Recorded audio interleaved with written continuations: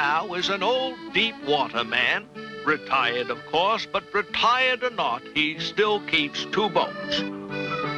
One is a dory, so old and so leaky that it can no longer be launched. It's filled plumb to the gunnels with earth, and every summer Burt plants it with geraniums and Indian peas.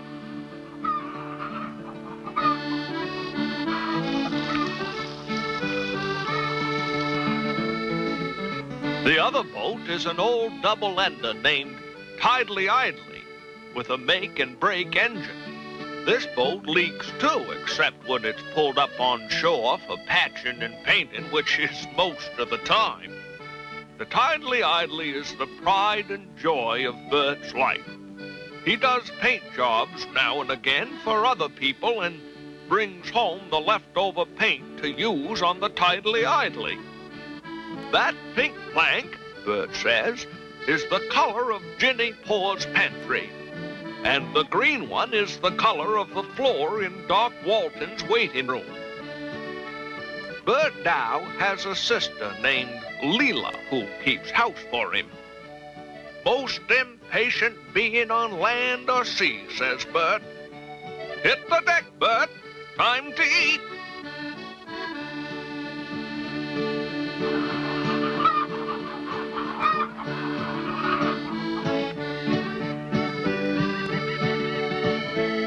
Burt has a giggling gull for a pet. Every morning she roosts on the roof of Burt's shed and waits for him to toss her a popover.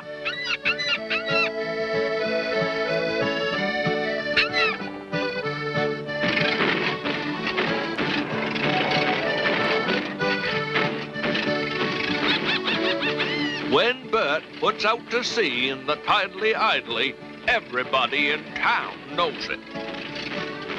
An old deep-water man like me always keeps a weather eye out, but he keeps two weather eyes out when he puts out to sea in a vessel as old and leaky as the Tidely Idly.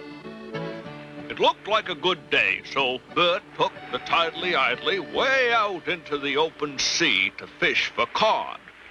Then Burt felt a substantial sort of tug on the end of his line.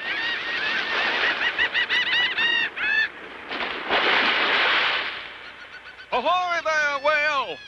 Hold your horses! Giggling gull, fly away down there and tell this whale that this vessel has a couple of tender places in her planking. He's about to stave us in and send the Tidely Idly and all hands straight to Davy Jones's locker. The barb of Burt's cod hook was barely caught in the blubber of the whale's tail.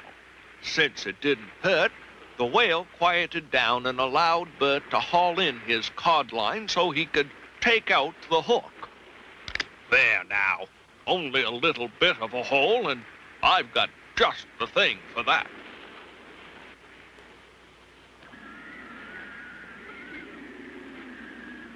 There now, Captain Whale.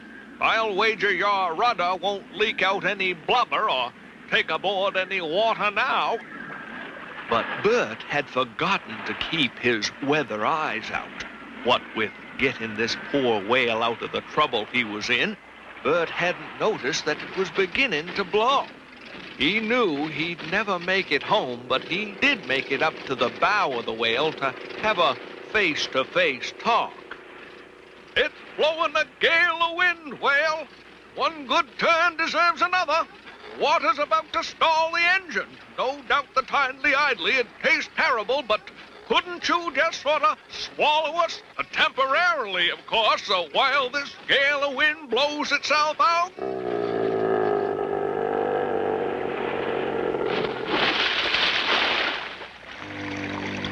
Well, I naturally expected it to be dark inside the whale's tummy, but I didn't expect it to be as dark as this. Supposing this whale didn't hear every word I said out there in that gale of wind. What if he's absent-minded? He might not know or remember that we're supposed to be temporary guests. Giggling gull, we'll have to make sure we get ourselves unswallowed. Well, I naturally expected pink would be the color of this whale's tummy, but I wasn't prepared for pink identical with the pink in Ginny Poor's pantry. Giggling Gull, we have to get busy. Leela's surely getting impatient over our not being home in time to eat. Then he systematically set about trying to give the whale an upset tummy. He began by pumping out the tidally idly to the very bottom of the bilge. In an old boat, that always produces a lot of interesting things, such as old crab claws and rusty fish hooks, all mixed in with a nice big helping of sediment. Burt started scooping up the sediment on the end of a piece of shingle and began flipping.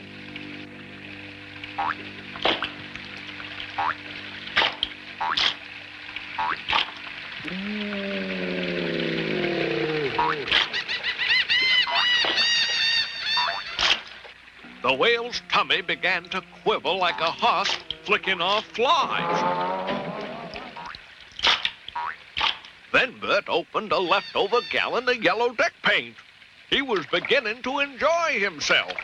Why, it was the first time he'd ever had a chance to really express his personality in paint.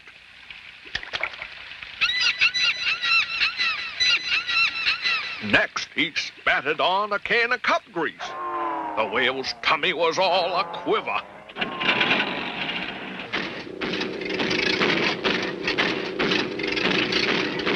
Giggling Gull, wiggle your wings and tickle this whale's throat with a feather.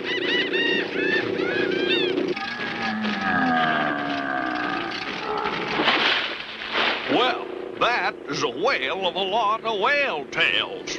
You can hardly see the forest for the trees, or the whales for the tails. There must be some reason why all this school of whales are waving their tails towards the tidally idly. All except one. Yup, that whale looks a bit under the weather, but it also looks contented.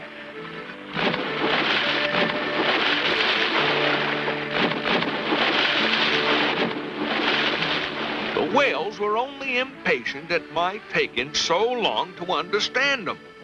Whales are really very patient when it comes to standing or swimming in line, waiting to have the tips of their tails decked out with a bandage. An old deep water man like Burt couldn't resist shouting, "There she blows!" Why, I never did see so many tons of contentment come from out of such a little old bandage box. Giggling Gull, let's take this last bandage home to Leela, and we'd better take it right now, so's not to keep her waiting. And they made it home just in time for breakfast.